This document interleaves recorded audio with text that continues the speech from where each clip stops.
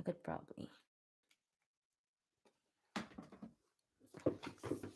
Ruins and Rising. I'm already in the middle of it, so I'm just going to start in the middle. Um, yeah, in the middle. Um,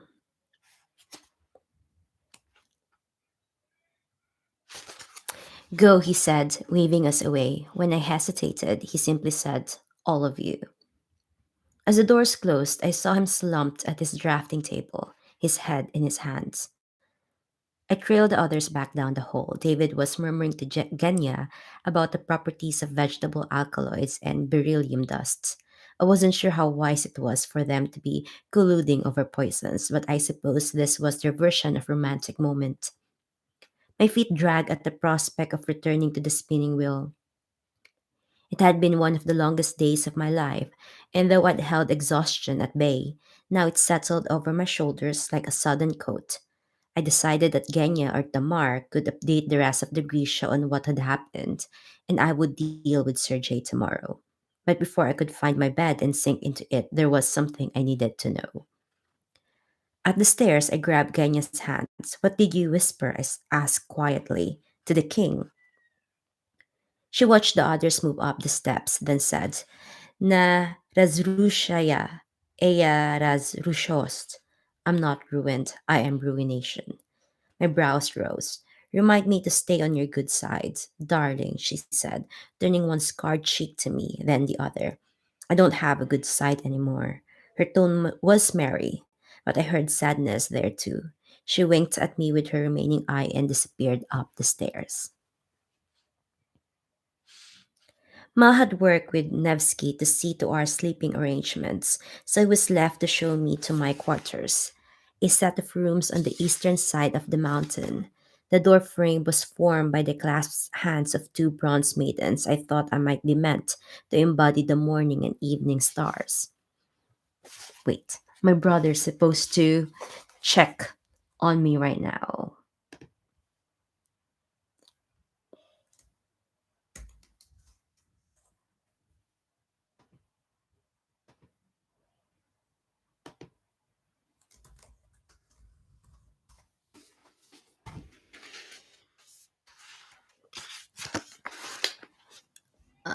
Okay. I'm not exactly fond of my lightning, lighting. I don't know what I should do, and I've got eye bags. Anyway, um, the door frame was formed by the clasped hands of two bronze maidens. I thought might be meant to embody the morning and evening stars. Inside, the far wall was entirely taken up by a round window, ringed in riveted brass like a side scuttle on a ship. The lanterns were lit, and though the view would most likely be spectacular in the daytime, right now there was nothing to see except darkness and my own tired face looking back at me. The twins and I will be right next door, Mal said, and one of us will be posted while you sleep. A pitcher of hot water was waiting for me by the basin, and I rinsed my face as Mal reported on the accommodations he'd secured for the rest of the Grisha, how long it would take to outfit our expedition into the Korzoi, and how he wanted to divide the group. I tried to listen, but at some point my mind shut down. I sat on the stone bench off the window seat. I'm sorry, I said, I just can't. He stood there, and I could almost see him wrestling with whether or not to sit down beside me. In the end, he stayed where he was. You saved my life today, he said. I shrugged. And you saved mine. It's kind of what we do. I know it isn't easy making your first kill. I've been responsible for lots of deaths. This shouldn't be any different. But it is. He was a soldier. He was a soldier like us. He probably has a family somewhere, a girl he loves, even maybe even a child. He was there and then he was just gone. I knew I should leave it at that, but I needed to let the words out. And you know the really scary part? It was easy. Ma was quiet for a long moment. Then he said, I'm not sure who my first kill was. We were hunting the stag when we ran into a Further patrol on the northern border. I don't think the fight lasted more than a few minutes, but they killed 3 men. They were doing a job same as I was, trying to get through one day to the next. Then they were bleeding in the snow, no way to tell who was the first to fall, and I'm not sure it matters. You keep them at a distance, the faces starts to blur. Really? No. I hesitated. I couldn't look at him when I whispered. It felt good. He didn't say anything, so I plunged on. It doesn't matter why I'm using the cut. What I'm doing with the power, it always feels good. I was afraid to look at him, afraid of the disgust I'd see on his face, or worse, the fear. But when I forced myself to glance up, Miles' expression was thoughtful. You could have struck down the upright and all his priscards, but you didn't. I wanted to, but you didn't. You'd had plenty of opportunities to be brutal, to be cruel. You've never taken them. Not yet. The Firebird. He shook his head. The Firebird won't change who you are. You'll still be the girl who took a beating for me when I was the one who broke Anna Kuya's Ormolu clock. I groaned, pointing an accusatory finger at him. And you let me. He laughed. Of course I did. That woman is terrifying. Then his expression sobered. You'll still the you'll still be the girl who was willing to sacrifice her life to save us at the little palace. The same girl I just saw back a servant over a king. She's not a servant, she's a friend, I know, he hesitated. The thing is, Alina, Luchenko was right. It took me a moment to place the militia's leader's name. About what? There's something wrong with this country. No land, no life, just a uniform and a gun. That's how I used to think too. He had. He'd been willing to walk away from Ravka without a second glance. But changed. You. I saw it that night in the chapel. If I hadn't been so scared, I could have seen it before. I thought of the militia man's body falling in pieces. Maybe you were right to be scared of me. I wasn't afraid of you, Alina. I was afraid of losing you. The girl you were becoming didn't need me anymore, but she's who you were always meant to be. Power hungry, ruthless, strong. He looked away. Luminous and maybe a little ruthless too. That's what it takes to rule. Ravka is broken, Alina. I think it always has been. The girl I saw in the chapel could change that. Nikolai Nikolai's born leader. He knows how to fight, knows how to politic, but he doesn't know what it is to live without hope. He's never been nothing, not like you or Genya, not like me. He's a good man, I protested, and he'll be a good king, but he needs you to be a great one. I didn't know what to say to that. I pressed a finger to the window glass, then wiped the smudge away with my sleeve. I'm going to ask him if I can bring the students here from Karamzin, the orphans too. Take him with you when you go, Mal said. He should see where you come from, he laughed. You can introduce him to Anna Kuya. I already unleashed Bagra on Nikolai. He's going to think I stockpile vicious old women. I made another fingerprint on the glass. Without looking at him, I said, Mal, tell me about the tattoo. He was silent for a time. Finally, he scrubbed a hand over the back of his neck and said, It's an oath in old Rafgan. But why take on that mark? This time he didn't blush or turn away. It's a promise to be better than I was, he said. It's a vow that if I can't be anything else to you, at least I can be a weapon in your hand. He shrugged. And I guess it's a reminder that wanting and deserving aren't the same thing. What do you want, Mal? The room seemed very quiet. Don't ask me that. Why not? Because it can't be. I want to hear it anyway. He blew out a long breath. Say good night. Tell me to leave, Alina. No. You need an army. You need a crown. I do. He laughed then. I know I'm supposed to say something noble. I want a united Ravka, free from the fold. I want the darkling in the ground where he can never hurt you or anyone else again.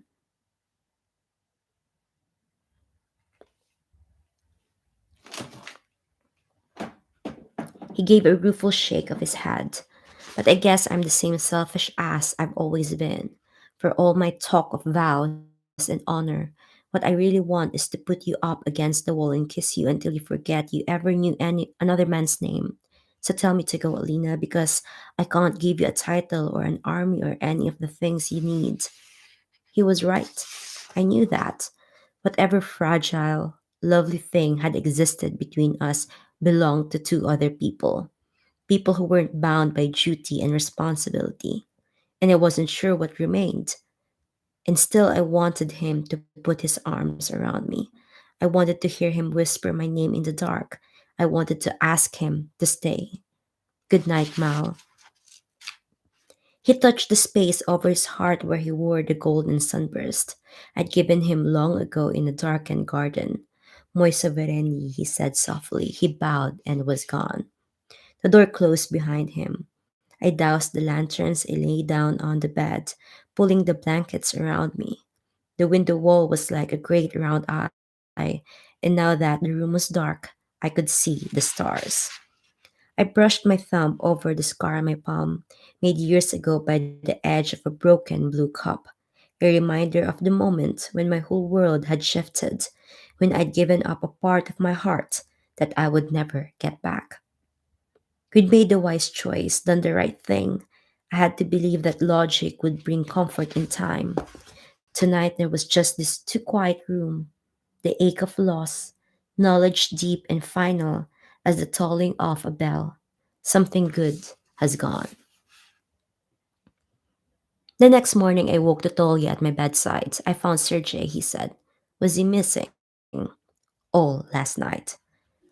I dressed in the clean clothes that had been left for me tunic, trousers, new boots, and a thick wool kafta in summoner blue, lined with red fox, its cuffs embroidered with gold.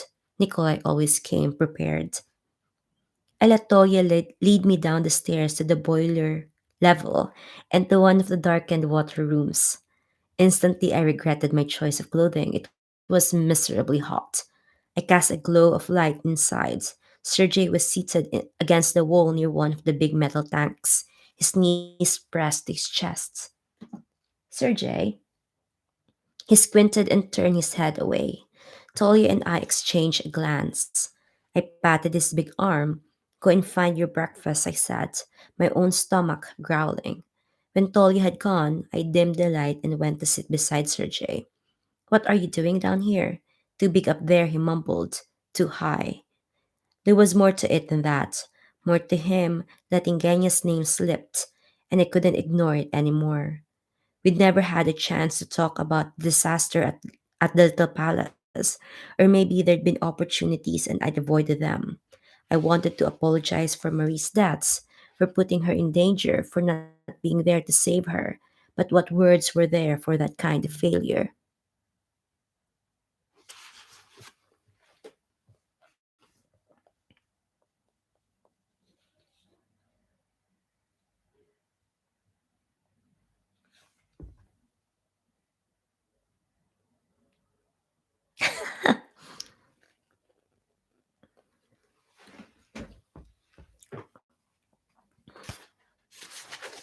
Wait.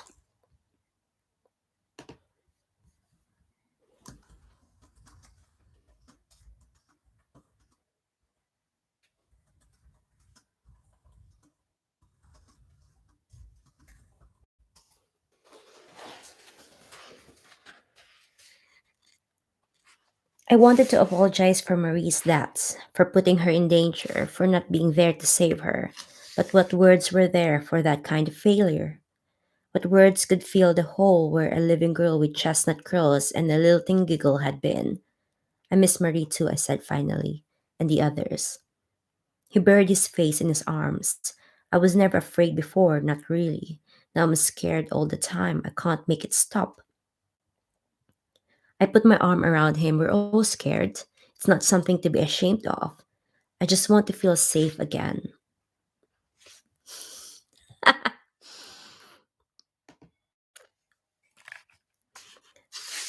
His shoulders were shaking. I wish I had Nikolai's gift for finding the right words. Sergei said, not sure if I was about to make matters better or worse. Nikolai has camps on the ground, some in Chibaya and a little further south. There are way stations for the smugglers away from most of the fighting. If he agrees to it, would you prefer to be assigned there? You could work as a healer or maybe just rest for a while.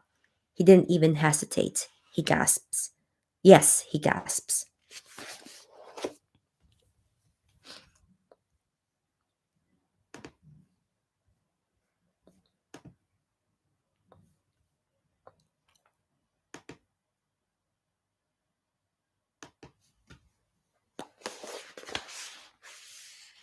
I felt guilty for the rush of relief that came over me. Sergey had slowed us during our fight with the militia. He was unstable. I could apologize, offer useless words, but I didn't know how to help him. And it didn't change the fact that we were at war. Sergey had become a liability. I'll see to the arrangements. If there's anything else you need, I trailed off, unsure how to finish. Awkwardly, I patted his shoulder, then rose and turned to go. Alina, I paused in the doorway. I could just make him out in the dark, the light from the hallway glinting off his damp cheeks. I'm sorry about Genya, about everything.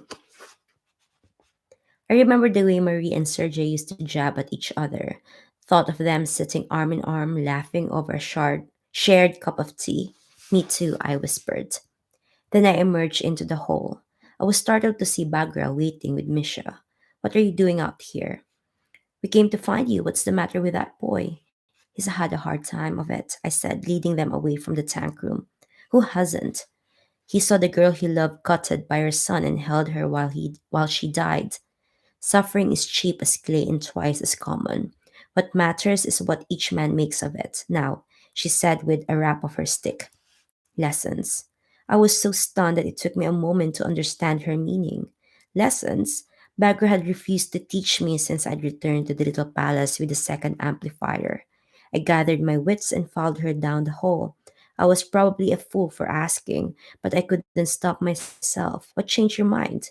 I had a chat with our new king, Nikolai. She granted.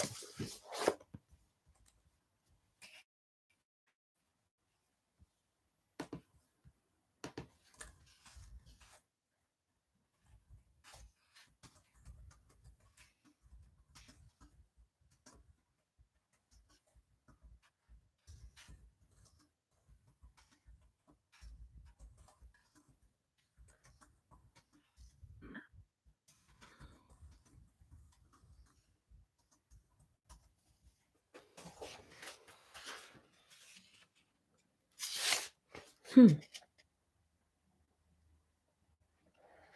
My steps slowed when I saw where Misha was leading her. You ride in the iron box? Of course, she snapped. I should drag my body up all those stairs. I glanced at Misha, who looked placidly back at me, hand resting on the wooden practice sword at his hip. I edged into a horrible contraption. Misha slammed the grate closed and pulled the lever. I shut my eyes as we hurled to upward and jolted to a stop.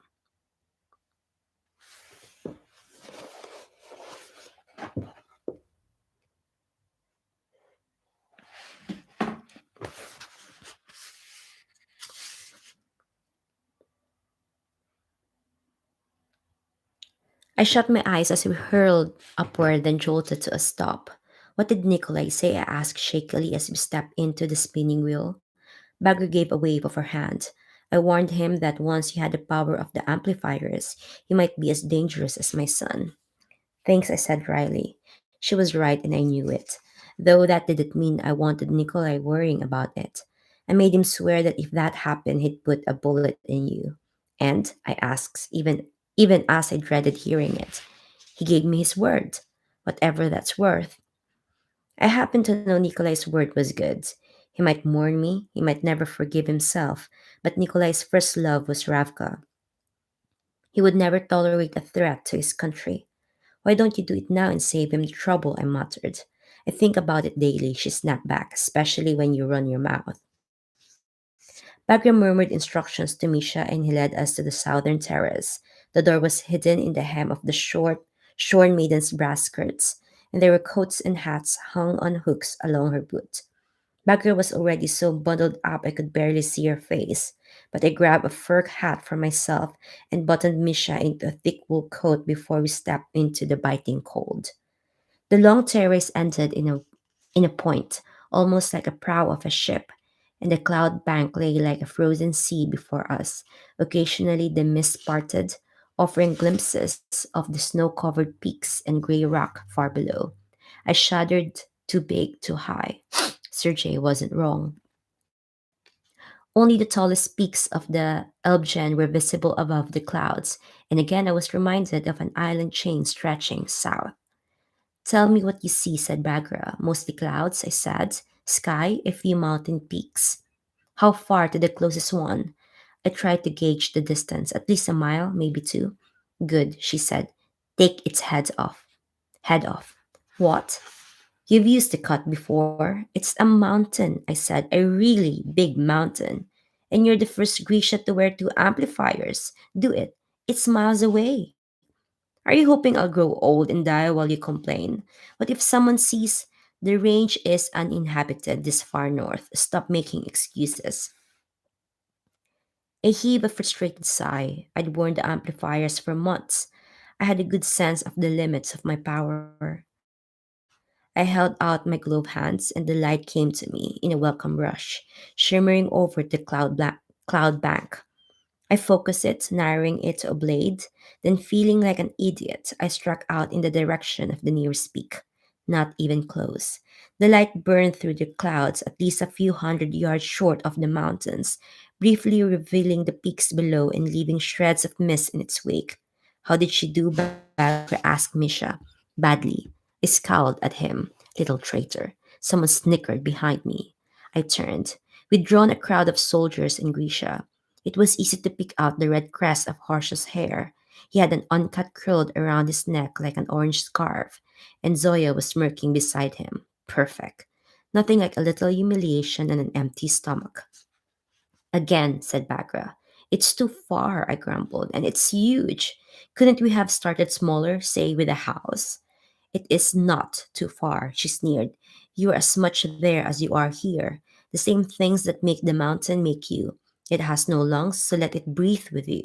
It has no pulse, so give it your heartbeat. That is the essence of the small science. She thumped me with her stick. Stop huffing like a wild boar. Breathe the way I thought you. Contained, even. I felt my cheeks redden and I slowed my breathing. Snippets of Grisha theory filled my head. Odina thisness, et vost, thatness. It was all a muddle. But the words that came back to me most strongly were Morzova's fevered growl. Are we not all things? I closed my eyes. This time, instead of drawing the light to me, I went to it. I felt myself scatter, reflecting off the terrace, the snow, the glass behind me. I lashed out with a cut.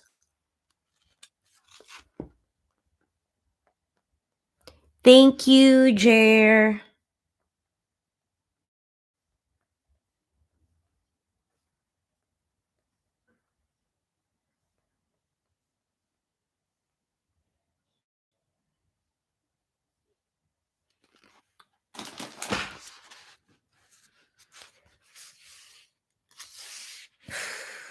I closed my eyes this time. Instead of drawing the lights to me, I went to it. I felt myself scatter. Reflecting off the terrace, the snow, the glass behind me, I lashed out with a cut. It struck the side of the mountain, sending a sheet of ice and rock tumbling with dull roar. A cheer went up from the crowd at my back. Said Bagra. They'd clap for a dancing monkey. All depends on the monkey, said Nikolai from the edge of the terrace. And the dance. Great. More company. Better? Bagra asked Misha. A little, he said grudgingly. A lot, I protested. I hit it, didn't I? I didn't ask you to hit it, said Bagra. I told you to take its head off again. 10 coins says she doesn't make it, called one of Nikolai's rogue Grisha. 20 says she does, shouted Adric loyally. I could have hugged him, though I knew for a fact he didn't have the money. 30 says she can hit the one behind it. I rolled. Mal was leaning against the archway, his arms crossed. That peak is over 5 miles away, I protested. More like 6, he said breezily, a challenge in his eyes.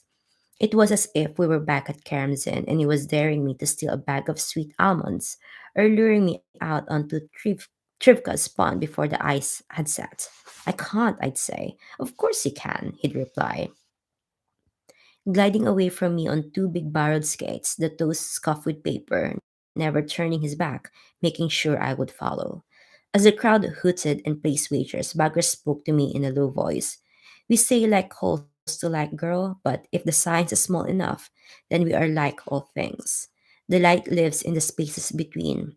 It is there in the soil of that mountain, in the rock and in the snow. The cut is already made.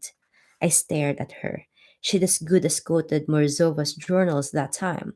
She'd said the Darkling had been obsessed with them. Was she telling me something more now? I pushed up my sleeves and raised my hands. The crowd went silent. I focused on the peak in the distance, so far away I couldn't make out its details. I called the light to me and then released it, letting myself go with it. I was in the clouds above them, and for a brief moment, I was in the dark of the mountain. Feeling myself compressed and breathless, I was the spaces between, where lights lived even if it could not be seen. When I brought my arm down, an arc I made was infinite, a shining sword that existed in a moment, and in every moment beyond it. There was an echoing crack, like thunder from a distance. The sky seemed to vibrate. Silently, slowly, the top of the far mountain began to move. It didn't tip, just slid inexorably to the sides, snow and rock cascading down its face, leaving a perfect diagonal line where a peak had once been, a ledge of exposed gray rock jutting just above the cloud bank. Behind me, I heard shrieking and whooping. Misha was jumping up and down, crowing, "She did it! She did it!" I glanced over my shoulder. Mal gave me the barest nod, then started rounding everyone up and back into the spinning wheel. I saw him point to one of the rogues and mouth bay up. I turned back to the broken mountain, my blood fizzing with power, my mind reeling from the reality. The permanence of what I just done. Again clamored a voice inside me, hungry for more. First man, then a mountain. There and gone. Easy. I shivered in my kafta, comforted by the soft brush of the fox fur. Took your time, grumbled Bagra. At this rate, I'll lose both my feet to frostbite before you make any progress at all. Okay, that's chapter 7. I think that's my sample reading for my live. My brother was here earlier. He was just here to check on my sound and the quality of my cam because it looks not good at the moment. Anyway, thank you if you're going to be watching this. Thank you again. Bye.